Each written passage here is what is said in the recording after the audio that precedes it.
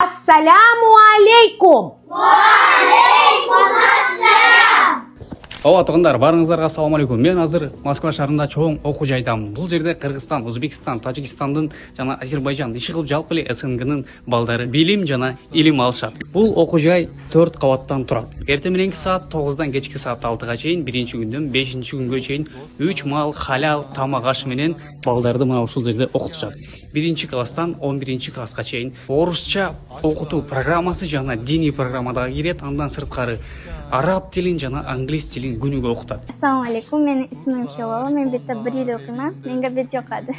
Assalamu alaikum, mening atim Abdurashid. Men bul жерде 8-класста окуйм. Бул жерде окуган жакшы тамактарын берет. Иши арабскийлерди, корандарды окуйбуз. Кыргызстан кайрадан болосуң? Оштон, Канчанчы класста окуйсуң? 8-де. Ассаламу алейкум рахматуллахи баракатуху. Ма таджикум да мактабда синфи чори механим. Зура мактаб. Здравствуйте, меня зовут Исмаил. Я учусь в этой школе. Мне тут нравится. Мне 13 лет, я учусь в 6 классе.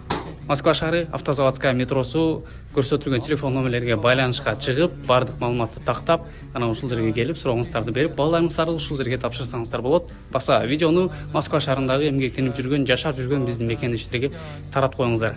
Анан 16 апрель жана 28 апрель күндүзү саат 15:00 бул жерде ачык эшик болот. Ушул жерге жалпы Москва шаарындагы мекендештер, ата-энелер келип, балдарыңыздар менен экскурсия кылып, толук кандуу маалымат алып, шарттар жагып туура келип аткан болсо, балдарыңыздарды, кыздарыңыздарды ушул жерге окутсаңыздар болот. Барыңыздарга ассаламу алейкум дейбиз.